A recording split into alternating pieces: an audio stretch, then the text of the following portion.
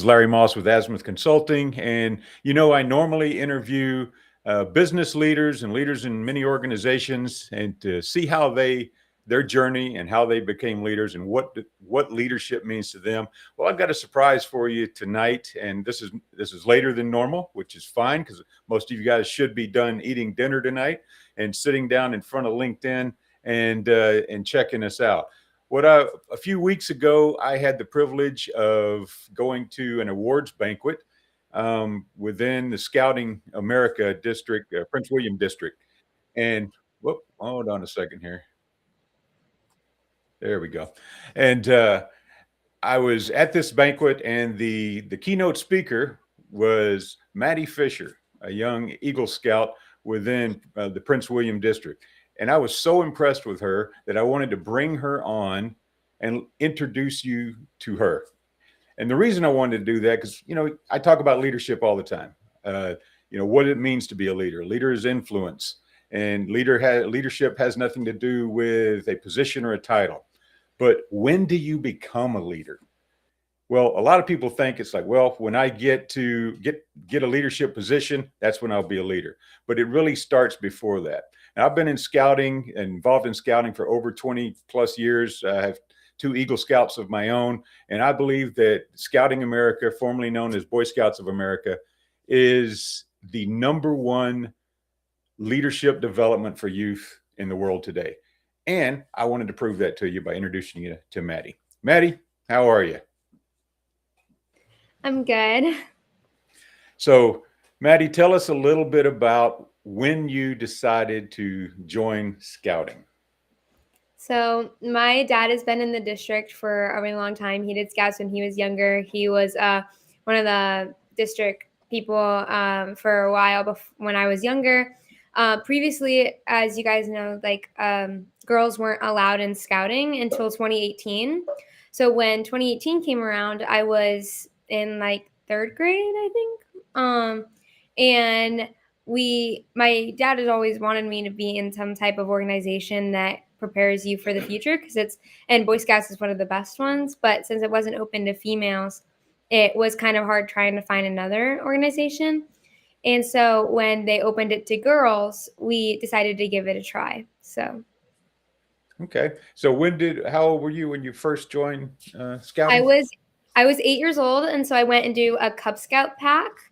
I went into pack 1831, and it was a really good time. I made some really good friends. Cub Scouts is definitely more adult led than Boy Scouts, but it's a good foundation to lead kids into Boy Scouts, and it's a really nice way to make friends.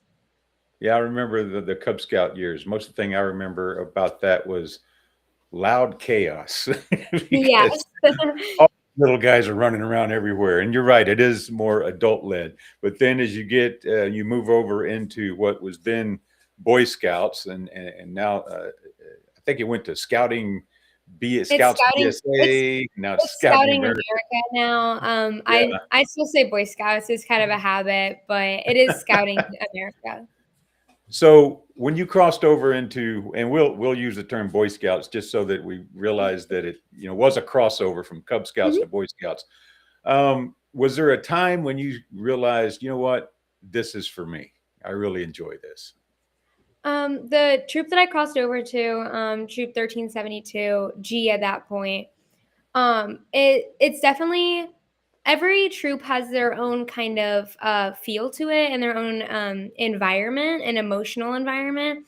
And when you're getting ready to cross over, or from when you graduate Cub Scouts to go to a Boy Scout troop, you go and tour troops to see which one you think you'd fit into and you think that you want to be a part of and you want to continue in. And that's a big part, because once you're in a troop, you kind of make those friends, and you're kind of in that group. So it's really important to try and find a troop it's a good fit for you, and that you think you want to be a part of, and that you want to contribute your assets to.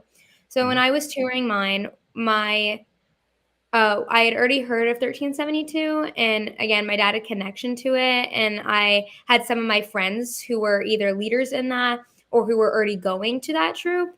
And so I wanted to kind of stay with my friends. And when I toured it, I really liked the environment and everybody was very welcoming. And all the girls and the older scouts were just extremely welcoming and made me feel really at home. So I think when I crossed over and I got that sash and I got my book and they all just kept smiling at me and really welcomed me. And that was when I kind of felt like a part of the troop. Oh, that's awesome. I love hearing those stories. Now, one of the things about scouting that I always remembered the most with my boys was summer camps, right? Because, and let's see, I'm trying to remember with all of it, I don't think I ever missed a summer camp because so I got to enjoy that part about it. Tell me about your most favorite summer camp experience that you've been on. My favorite summer camp would probably be Shenandoah because my first summer camp experience, I had just crossed over into the troop, and so it was more of like a beginning experience. But Shenandoah is when I kind of got my groove, and it was a good camp. Um, I think at Shenandoah, all of the counselors and all of the staff was really nice and really welcoming. And I had already completed a lot of my Eagle required merit badges at that time. So I think I only had one or two left. And so I did mainly elective merit badges and I got to do some really cool ones. Like I got to do welding and I got to do um, motorboating. And those are things that I wouldn't be able to do in a normal scout setting because we just don't have the resources for it. So, what do you think is important about those merit badges? Now, we talked earlier, and you said you had 28, and I noticed, several I recognize on there. Some I don't. But so, what is important about these merit badges that you get the chance to earn? The Eagle required merit badges prepare you more for life, and they're less of, again, they're not elective, so you don't get to pick them. The elective merit badges, there's so many offered. They offer almost, I think it's 132 merit badges across the entire BSA program. And all of those merit badges help kind of dig deeper into a certain topic. So you pick the ones that you're interested in and that you even want to maybe pursue when you're in the future or just learn more about. And it's a good way for being rewarded for being able to research or complete a task and going more in depth in these different topics and these different subjects, and they kind of give you a a sense of like if you want to do that or not. So like I did a couple merit badges, like I did like leather working merit badge, and that was not my favorite merit badge. I was not good at it, so I knew that I did not want to do leather working in the future. I And think every scout has one that, oh my God, I can't believe I took that. oh yeah, Leather working, basket weaving is another one. yes. And then, my boys, they're like, why did I take this? I'm like, because it was easy. You wouldn't. Yeah. Uh, but you mentioned the merit badges help you look at things and experience things that you might want to do in the future. Were any of the merit badges responsible for maybe giving you some guidance on what you want to do when you get older? So I took at my first year summer camp. I went to Camp Snyder, which is here in Northern Virginia, and I took an aeronautical science one. I think it was space science at the time. I think they may have changed the name, but space exploration. Thank you. And I took that merit badge, and that kind of gave me a foundation for what I want to do in the future because I want to be an aerospace engineer. And I found that merit badge so interesting, and the counselor really helped me kind of go more in depth on what I liked about the merit badge. And it was just a good experience, and I found it super interesting. And those merit badges kind of give you an idea in the back of your mind, like I might want to do that in the future. So you just turned 15, right? I did. And you got your Eagle Scout at 14. Yes. And you already know that you would like to be an aerospace engineer. Mm-hmm. I had no idea what I wanted to do when I was 15 years old, and most kids these days, I don't think have a clue. How do you think Scouts prepared you for looking into the future? Scouting, again, through all the merit badges, and all the experiences that they prepare you for, they just prepare you for life with the leadership opportunities you get and the different experiences you experience. And the different things you get to do in a setting. And the biggest thing about scouting that's really amazing is that you can make mistakes in a safe environment. So you can do things that maybe if you did outside of, like for welding, you're not going to get hurt in the welding merit badge, but if you do it outside of a merit badge without the correct training, you could get injured. So being able to go and do it in like a safe environment is really important. That's the biggest thing about scouting. So scouting has kind of prepared me for looking into the future through a lot of like leadership opportunities and those experiences, because they just prepare you for the future. So, what are some of the leadership opportunities that you've had in scouting? So my first leadership opportunity was I was a patrol leader. So the BSA, when you're in a troop, you're broken up into different patrols. So it's like a group of 7 or 8 scouts that you're kind of put with, that's like who you cook with on campouts and who you do some uh, experiences with and stuff like that. Our troop did it a little differently, where we kind of just went in our patrols for like a meeting to kind of discuss and like make friends, but then our entire troop did the experience, which is definitely different than some other troops and how they're structured. But that was my first, and that job is kind of, you take what your patrol, and you're kind of the advocate for your patrol, and you let the senior patrol leader know, and you let the assistant senior patrol leader know what those thoughts and ideas are. And that's kind of like, it's a starting role to get into the hires of the senior patrol leader or the assistant senior patrol leaders. So I was Now, have you been senior patrol leader before? I actually have not. I've never been senior patrol leader. I have been assistant senior patrol leader 4 times. So I've Hmm. been it for 4 terms, which is 2 years. And within those, I have been definitely the senior patrol leader a lot in each of it, because when the senior patrol leader isn't there, or if they're working in the summer, and you're the one that's going to all the meetings and you're the one leading it. So for my second term, my senior patrol leader ended up going to summer camp and worked at a summer camp from her first day at term to her last day at term. So I was the senior patrol leader pretty much. But I like assistant senior patrol leader because all of the patrol leaders and different positions like scribe, historian, quartermaster, they all go to you for guidance, and you kind of lead a little bit more than the senior patrol leader. So, what are some of the skills you think you've learned as a leader in scouting? I've definitely learned how to be flexible. When I first started scouting, I had a really hard time when things didn't go exactly to plan, which I think a lot of kids have a problem with, because they have like a plan in their head, and it's not easy when it doesn't go that way. And so it's definitely helped me be flexible, because things don't go. No plan is like survives first contact, so it never is it never actually like starts that way. You always have a plan, and it's good to have a plan, but it won't go that way. It will never go that way. So you have to be able to like adapt your plan and make it still fun, because there's been multiple meetings where I've came and I'm like, we're going to do this and it's going to be so fun. And then I've shown up and people didn't bring the right supplies, or not enough people showed up, or it was not at the right place, and you have to think of something on the fly so that no one's just sitting around. So, I'm going to ask you about how your parents have influenced you in scouting, and I'll acknowledge one already, because I've never heard a scout say "no plan survives first contact." So I know you got that from your dad.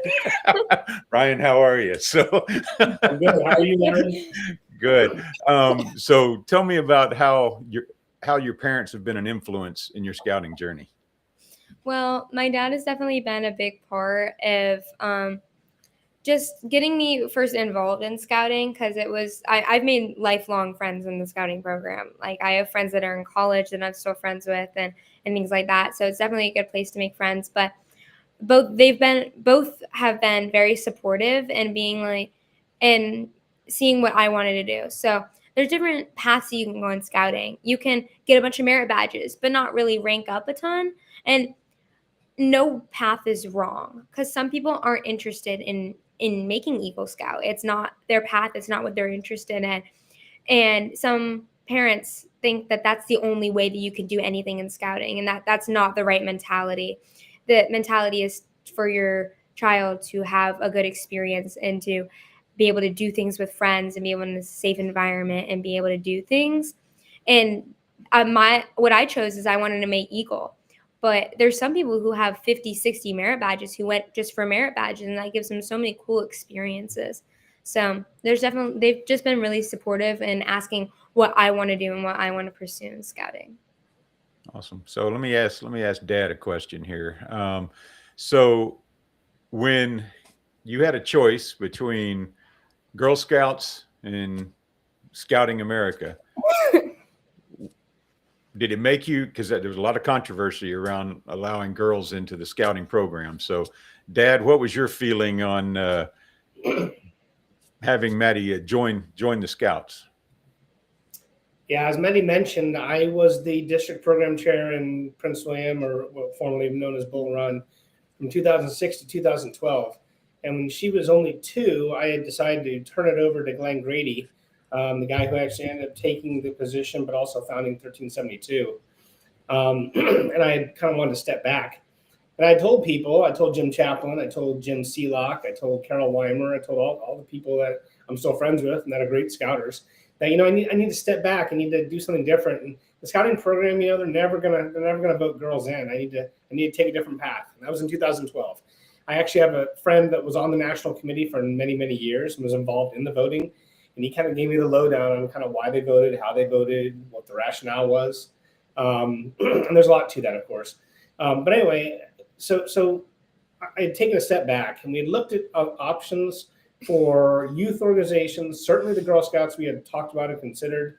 I'm very partial, as Maddie said. I've been a member of the BSA and scouting program since 1982 when I was a Cub. And I made Eagle in 1988 and stayed in for many years. So I'm partial.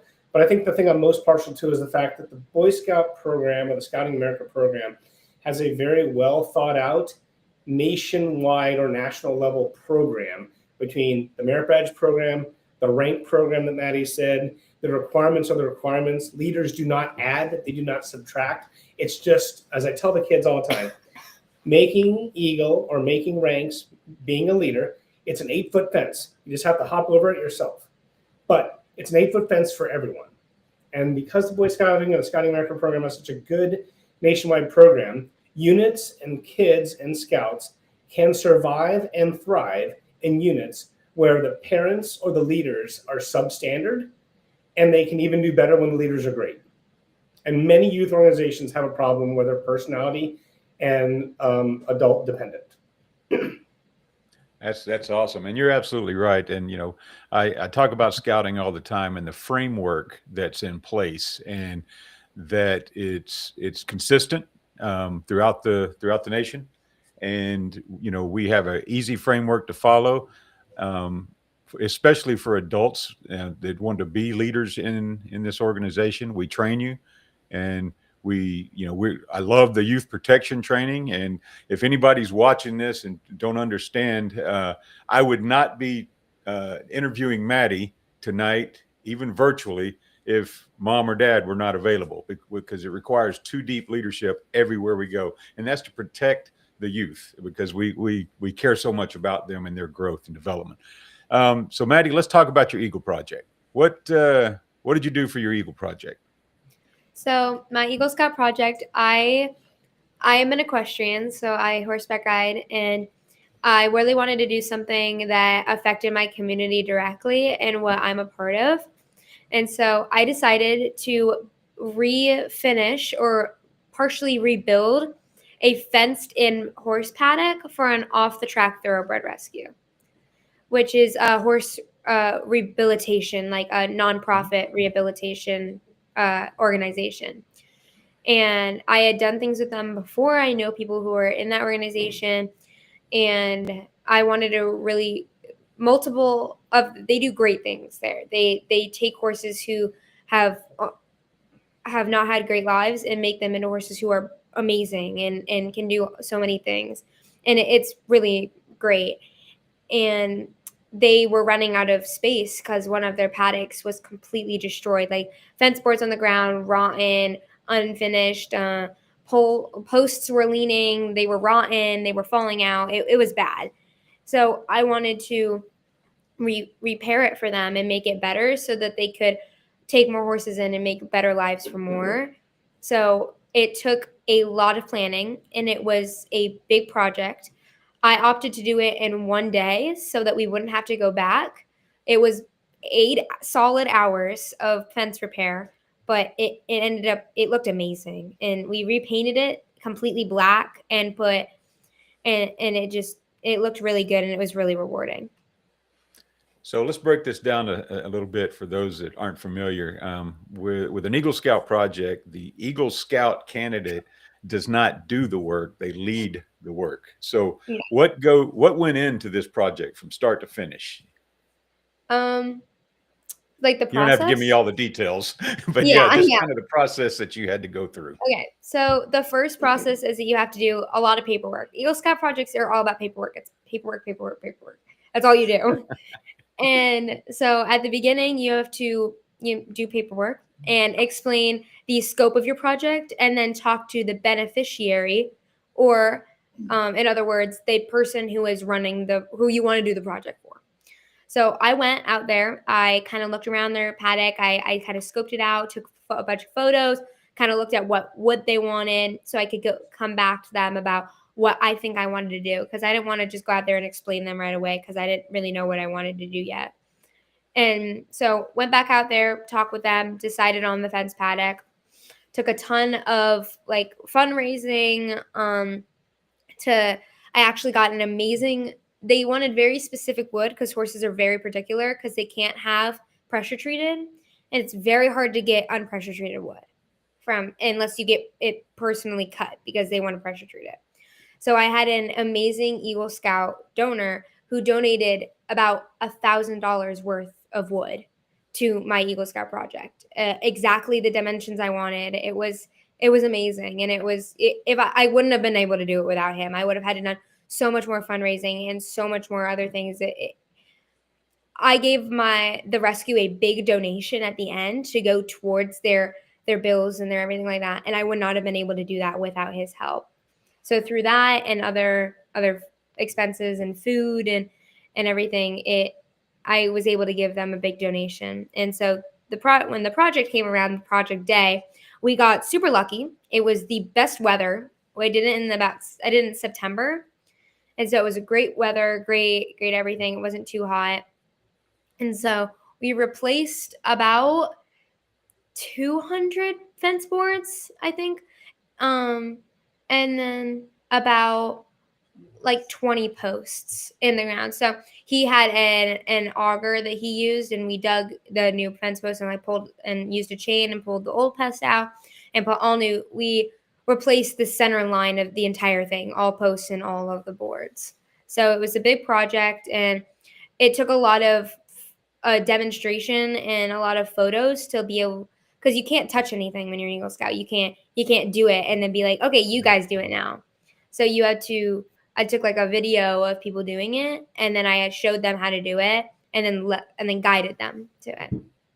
That's awesome. And how many volunteers did you have come out to help? Including scouts and adults, I think I had about 25. Awesome. Well, and that's what a lot of people don't realize is not just the Eagle Scout projects that give back to the community, but scouting in general has several hours a year. I mean, thousands of hours a year just in our district alone that give back to the community. So we're going to kind of close the interview here, but I wanted to ask you, there's been, since you've been a scout, in the beginning, there was controversy. We should never let girls in because, the boys need to have their place to be boys. But how have you felt pressured at all, or anything that has been a negative experience in your scouting journey? Because it sounds like everything's been positive, but no, there's always, especially being a girl in scouting, there's definitely bumps, and you get many people still don't know that girls were let into scouting.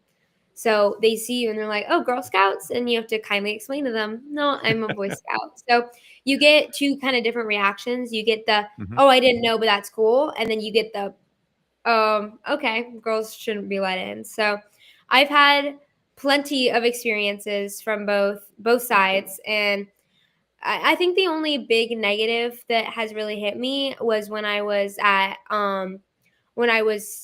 uh, doing a leadership training somewhere, and they refused to shake my hand because I was a girl, and refused to acknowledge me and do anything because I was a leader as a girl in Boy Scouts. So that was really one of the negatives, and it definitely set me back, and it definitely made me go like, whoa, some people just they think that it kind of diminishes what a male can earn and by a female doing it, and that's definitely a different mentality and a wrong mentality.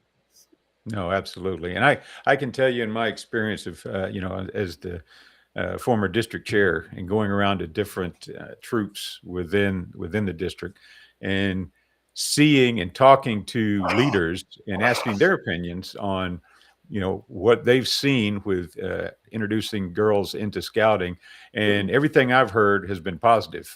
There was one troop, and I won't call out their name, but they said the one thing that they saw most positive was that all the boys all of a sudden started doing more and working Oh, more towards their eagle yeah. because and I'll mention my boys. Both of them are Eagle Scouts, but my oldest completed his Eagle Scout border review on his 18th birthday because he waited so long. And then Yeah.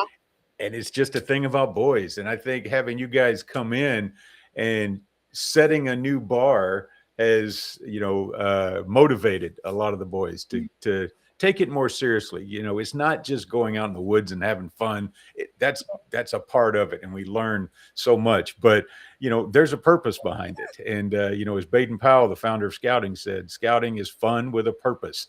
And Mhm. sometimes boys forget the purpose; they just focus on the fun.